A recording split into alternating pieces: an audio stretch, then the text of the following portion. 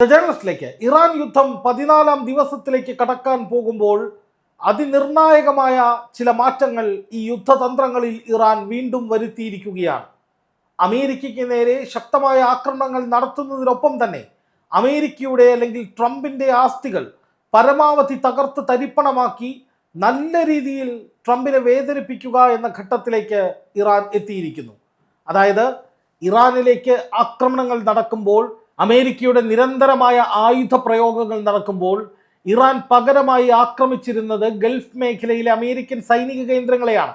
പക്ഷെ അതുകൊണ്ട് പൂർണ്ണമായി അമേരിക്കയെ തടയാൻ കഴിയുമെന്നോ അല്ലെങ്കിൽ അമേരിക്കയെ ആക്രമണങ്ങളിൽ നിന്ന് പിന്തിരിപ്പിക്കാൻ കഴിയുമെന്നോ പറയാൻ കഴിയില്ല. കാരണം ആ അമേരിക്കൻ കേന്ദ്രങ്ങളിലേക്ക് ആക്രമണങ്ങൾ കടുക്കുമ്പോഴും അമേരിക്ക ഇറാന് നേരെയുള്ള ആക്രമണങ്ങളിൽ ഒരു കുറവും വരുത്തുന്നില്ല. അപ്പോൾ സ്വാഭാവികമായിട്ടും അമേരിക്കയ്ക്ക് കനത്ത പ്രഹരമേൽക്കണമെങ്കിൽ എന്ത് സംഭവിക്കണം? ട്രംപിന് അത് വലിയ തിരിച്ചടിയാകുന്ന വിധത്തിൽ വ്യക്തിപരമായി കൂടി ട്രംപിനെ അത് ബാധിക്കണം.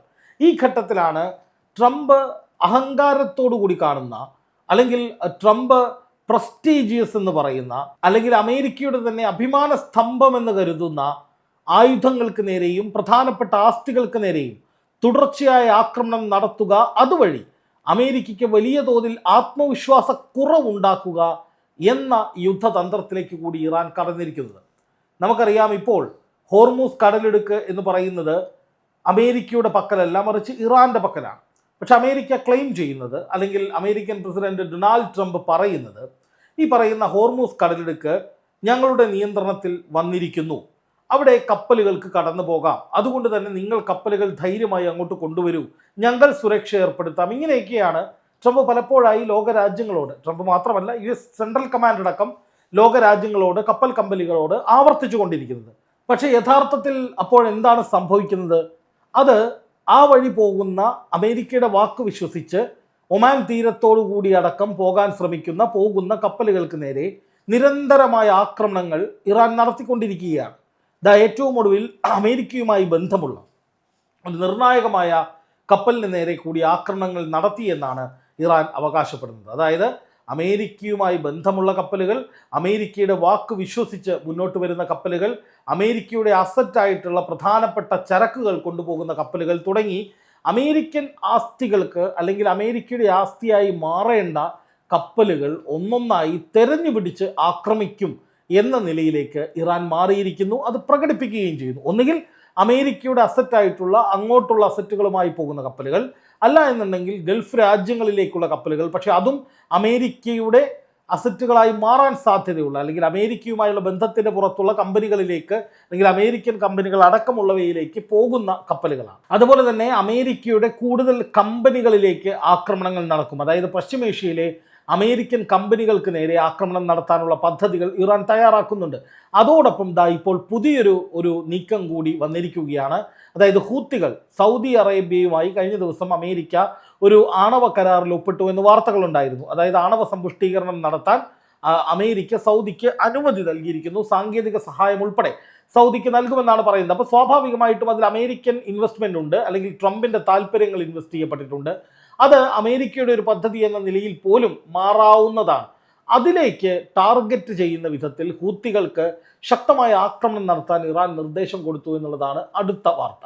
അതായത് ഹൂത്തികളെ കൊണ്ട് അമേരിക്കയുടെ പ്രധാനപ്പെട്ട ഇൻവെസ്റ്റ്മെൻറ്റുകൾ തകർക്കുക എന്ന നിലയിലേക്ക് ട്രംപിൻ്റെ ആസ്തികൾ ലക്ഷ്യം വെച്ചുകൊണ്ടൊരു നീക്കം ഇറാൻ്റെ ഭാഗത്തു നിന്ന് നടന്നുകൊണ്ടിരിക്കുന്നു. അതുപോലെ തന്നെ ഇപ്പോൾ ഹൂത്തികൾ തന്നെ ചെങ്കടൽ അടയ്ക്കാൻ പോവുകയാണ്. ചെങ്കടൽ എന്ന് പറഞ്ഞാൽ ബാബൽ മന്ദബ്, സൂയസ് കനാലിലേക്കുള്ള കവാടം.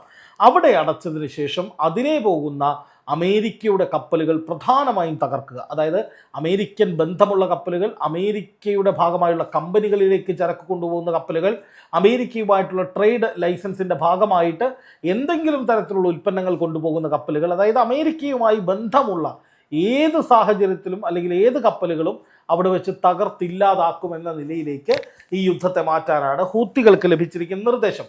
ഇനി അതിനിടയിൽ നിർണായകമായ മറ്റു ചില വിവരങ്ങൾ കൂടി ലഭിക്കുന്നു. അതായത് അമേരിക്കയുടെ ഭാഗത്തു നിന്ന് ഇറാന് നേരെ ഉണ്ടാകുന്ന ചില ആക്രമണങ്ങൾ ചീറ്റിപ്പോകുന്നു എന്നുള്ള വാർത്തയും പുറത്തു വരികയാണ്. അതിലേറ്റവും പ്രധാനപ്പെട്ടത് അമേരിക്കയുടെ ടൊമോഹോക്ക് ക്രൂയിസ് മിസൈൽ, അത് IRGC തകർത്തു എന്ന ഒരു റിപ്പോർട്ട് പുറത്തു വരുന്നു. പ്രസ് TV ആണ് ഇത് റിപ്പോർട്ട് ചെയ്തിരിക്കുന്നത്. US സൈനിക ആക്രമണങ്ങൾക്കിടയിൽ ഇറാന്റെ വ്യോമ പ്രതിരോധ യൂണിറ്റുകൾ കൂടുതലായി അമേരിക്കൻ മിസൈലുകൾ തകർത്തുകൊണ്ടിരിക്കുന്നു എന്നുള്ളതാണ് പുറത്തു വരുന്ന വാർത്ത. അതായത് അമേരിക്കയുടെ ലക്ഷക്കണക്കിന് ഡോളർ വിലയുള്ള മിസൈലുകൾ, ഡ്രോണുകൾ, വിമാനങ്ങൾ ഇത് പ്രയോഗത്തിലിരിക്കുമ്പോൾ തകർക്കാനും വെറുതെ സൂക്ഷിച്ചു വെച്ചിടത്ത് കയറി തകർക്കാനും ഇറാൻ സമഗ്രമായ പദ്ധതി ഉണ്ടാക്കിയിരിക്കുന്നു. അതിൻ്റെ ഭാഗമായി നിരന്തരമായ ആക്രമണങ്ങളാണ് ഇറാൻ ഒരു വശത്ത് അഴിച്ചുവിടുന്നത്. കഴിഞ്ഞ ദിവസം ജോർദാനിൽ വിമാനങ്ങൾ, അതായത് ആകാശത്ത് പോയി ഇന്ധനം നിറയ്ക്കുന്ന റീഫ്യൂവലിംഗ് വിമാനങ്ങൾ ഇറാൻ തകർത്തിരുന്നു. അതിനുശേഷം നമ്മൾ കാണുന്നത് ഈ വിമാനങ്ങളടക്കം പല പുതിയ വിമാനങ്ങളും ഗൾഫ് മേഖലയിൽ നിന്ന് മാറ്റി ഇസ്രായേലിനുള്ളിലേക്ക് അമേരിക്ക കൊണ്ടുപോയി എന്നുള്ള വാർത്തയാണ്. അപ്പോൾ സ്വാഭാവികമായിട്ടും അതിൽ നിന്ന് എന്ത് മനസ്സിലാക്കാം? ഇസ്രായേലിന് നേരെ ഒരു ആക്രമണത്തിലേക്ക് വേണ്ടി വന്നാൽ ഇറാൻ പോകും. അതായത് അമേരിക്കയുടെ ആസ്തികൾ തകർക്കാൻ തീരുമാനിച്ചിറങ്ങി പുറപ്പെട്ടു ഇറാൻ എന്ന് മനസ്സിലായപ്പോൾ അമേരിക്ക ചെയ്തത് എന്താണ്? അമേരിക്ക ആ ആസ്തികളെ സംരക്ഷിക്കാൻ വേണ്ടി ആ വിമാനങ്ങളടക്കം നേരെ ഇസ്രായേലിലേക്ക് കൊണ്ടുപോയി. പക്ഷേ ഇറാൻ അവരുടെ നിലപാടിൽ മാറിയിട്ടില്ല, അവരുടെ വെല്ലുവിളിയിൽ നിന്ന് മാറിയിട്ടില്ല, അവരുടെ പ്രതികാരദാഹത്തിൽ നിന്ന് മാറിയിട്ടില്ല. പുതിയ യുദ്ധതന്ത്രം അതിതീവ്രമായി മുന്നോട്ട് കൊണ്ടുപോകാനാണ് അവർ ശ്രമിക്കുന്നത്. അപ്പോൾ സ്വാഭാവികമായിട്ടും അവരെന്ത് ചെയ്യും? ഇസ്രായേലിലേക്ക് ഈ വിമാനങ്ങളെ ആക്രമിക്കാൻ വേണ്ടി പുതിയ ആക്രമണങ്ങൾ സംഘടിപ്പിക്കാനുള്ള സാധ്യതയുണ്ട് എന്ന റിപ്പോർട്ടുകളും ഇപ്പോൾ പുറത്തു വരികയാണ്. അതുപോലെ തന്നെ ഈ വ്യോമ പ്രതിരോധ ശൃംഖല ഇറാൻ ശക്തിപ്പെടുത്തുകയാണ്. അമേരിക്കയുടെ മിസൈലുകൾ, ഡ്രോണുകൾ, വിമാനങ്ങൾ എല്ലാം തകർക്കുകയാണ്. അതുപോലെ തന്നെ ഇപ്പോൾ ഇറാൻ്റെ ഒരു പുതിയ മുന്നറിയിപ്പ് കൂടി വന്നിരിക്കുന്നു. ഇറാനിയൻ വ്യോമാതിർത്തിയിലെ ഏതൊരു ലംഘനത്തിനും നിർണായകമായ പ്രതികരണം ഞങ്ങൾ നടത്തും, വലിയ തിരിച്ചടി അമേരിക്ക നേരിടേണ്ടി വരും ഇത്തരത്തിലെന്ന് ഇറാനിയൻ ഉദ്യോഗസ്ഥർ മുന്നറിയിപ്പ് നൽകിയതായും വാർത്തകൾ വരുന്നുണ്ട്. നോക്കുക, അമേരിക്കയുടെ ലക്ഷക്കണക്കിന് കോടി ഡോളർ വിലയുള്ള വിമാനങ്ങളൊക്കെയാണ്, ട്രംപിൻ്റെ ഏറ്റവും പ്രധാനപ്പെട്ട ആസ്തികളിൽ ഉൾപ്പെട്ടവയാണ് ഈ തകർക്കപ്പെട്ടുകൊണ്ടിരിക്കുന്നത് എന്നുള്ളത് അമേരിക്കയ്ക്ക് വലിയ തിരിച്ചടിയാണെന്ന കാര്യത്തിൽ തർക്കമില്ല. പകരം അമേരിക്ക തകർക്കുന്ന ഇറാൻ്റെ മിസൈലുകളോ ഡ്രോണുകളോ ഒക്കെ നിസാരമായ ചെലവിൽ അവർ തദ്ദേശീയമായി ഉൽപ്പാദിപ്പിക്കുന്നതാണ്. അതുകൊണ്ട് തന്നെ ഇറാൻ്റെ ഇത്തരം അസറ്റുകൾ തകർക്കുമ്പോൾ അമേരിക്കയ്ക്കുണ്ടാകുന്ന നഷ്ടത്തിൻ്റെ 10% പോലും ഇറാൻ ഉണ്ടാകുന്നില്ല എന്നുള്ളതൊരു യാഥാർത്ഥ്യമാണ്. ആ തരത്തിൽ അത് അമേരിക്കയ്ക്ക് വലിയ നഷ്ടവുമാണ്. ഇനി മറ്റൊരു പ്രധാനപ്പെട്ട വിവരമെന്ന് പറയുന്നത് ഇറാൻ ഗൾഫ് മേഖലയിലേക്ക് വീണ്ടും ആക്രമണം നടത്തുന്നു എന്നുള്ളതാണ്. ടൈംസ് ഓഫ് ഇന്ത്യയാണ് ഇപ്പോൾ ഏറ്റവും ഒടുവിൽ ഇന്ന് ഈ വാർത്ത പുറത്തുവിട്ടിരിക്കുന്നത്. ഇറാനെതിരായ ഓപ്പറേഷനുകളിൽ US സേന ഉപയോഗിച്ചിരിക്കുന്നത് കുവൈറ്റിൻ്റെ ഗ്രൗണ്ട് ഫോഴ്സ് ആസ്ഥാനം ഇറാൻ ആക്രമിച്ചു എന്നാണ് ആ വാർത്തയിൽ പറയുന്നത്. നോക്കുക സ്ക്രീൻഷോട്ട്. ഇറാനെതിരായ ഓപ്പറേഷനുകളിൽ US സേന വ്യാപകമായി ഉപയോഗിച്ചിരുന്നത് ഈ കുവൈറ്റിലെ ഗ്രൗണ്ട് ഫോഴ്സ് ആസ്ഥാനമാണ്. അത് ഇറാൻ ആക്രമിച്ചു തകർക്കാൻ ശ്രമം നടത്തിയെന്നാണ് റിപ്പോർട്ടിൽ പറയുന്നത്. ഇറാൻ്റെ ഷാ ലംചെ അതിർത്തി ക്രോസിങ്ങിന് സമീപം US നടത്തിയ ആക്രമണത്തിന് ഒരു ദിവസത്തിന് ശേഷമാണ് ഈ ആക്രമണം ഉണ്ടാകുന്നത്. അതായത് അമേരിക്കയുടെ ഏറ്റവും പ്രധാനപ്പെട്ട ഒരു അസറ്റാണ് ഈ കുവൈറ്റിലുള്ള സൈനിക കേന്ദ്രം. അത് അണ്ടർഗ്രൗണ്ട് കുവൈറ്റ് ഗ്രൗണ്ട് ഫോഴ്സ് ആസ്ഥാനമാണ്. അതിനുള്ളിൽ അമേരിക്കയുടെ കുറേ ഇടപെടലുകൾ നടന്നിട്ടുണ്ട്. അവിടെ അമേരിക്കയുടെ ഈ പറയുന്ന സൈന്യം അവിടെ നിന്ന് കുറേ ഓപ്പറേഷനുകൾ നടത്തിയിരുന്നു. ആ ഓപ്പറേഷനുകൾ നടത്തി 24 മണിക്കൂറിനുള്ളിൽ ആ ഓപ്പറേഷൻ്റെ പ്രഭവ കേന്ദ്രം, അല്ലെങ്കിൽ എവിടെ നിന്നാണ് ഇറാന് നേരെ അടിയുണ്ടായത്, ആ കേന്ദ്രം ഇറാൻ തിരിച്ചടിച്ചിരിക്കുന്നു എന്നാണ് ഇപ്പോൾ പുറത്തു വരുന്ന വിവരം. അതായത് ഈ യുദ്ധത്തിൻ്റെ മൊത്തത്തിലുള്ള സാഹചര്യം നോക്കിക്കഴിഞ്ഞാൽ 13 ദിവസവും ഇറാനിലേക്ക് വലിയ ആക്രമണം ഉണ്ടായിട്ടുണ്ട് എന്നുള്ളതിൽ തർക്കമൊന്നുമില്ല. പക്ഷേ ആക്രമണങ്ങൾക്ക് ശക്തമായ കൗണ്ടർ അറ്റാക്ക് ഇറാൻ്റെ ഭാഗത്ത് നിന്ന് ഇപ്പോഴും തുടരുകയാണ്.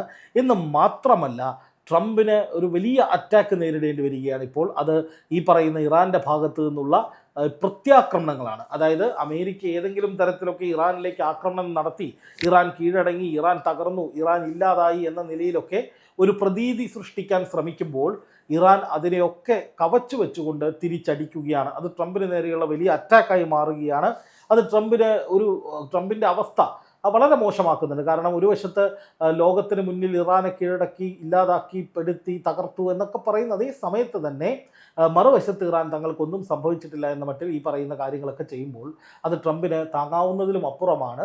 ട്രംപിന് നേരിടേണ്ടി വരുന്ന ഈ അറ്റാക്കുകൾ തന്നെയാണ് ഈ 13-ാം ദിവസം യുദ്ധത്തിലെ ഏറ്റവും നിർണായകമായ കാര്യം. അതിനും അപ്പുറം ഈ യുദ്ധത്തെ ഒരു പുതിയ തലത്തിലേക്ക് കൊണ്ടുപോവുക, അമേരിക്കയ്ക്ക് മാരകമായ നാശനഷ്ടങ്ങൾ ഉണ്ടാക്കുക, അമേരിക്കയുമായി ബന്ധമുള്ള സകലരെയും വളഞ്ഞിട്ടടിക്കുക, അമേരിക്കയുടെ കപ്പലുകളടക്കം തകർക്കുക, അമേരിക്കയ്ക്ക് ഒരു തരത്തിലും കീഴടങ്ങാതിരിക്കുക തുടങ്ങി നിരവധിയായിട്ടുള്ള ഉറപ്പുകൾ അല്ലെങ്കിൽ തീരുമാനങ്ങൾ എടുത്തുകൊണ്ട് 13-ാം ദിവസം ഇറാൻ മുന്നോട്ട് പോകുന്ന കാഴ്ചയാണ് യുദ്ധത്തിൽ കാണുന്നത്.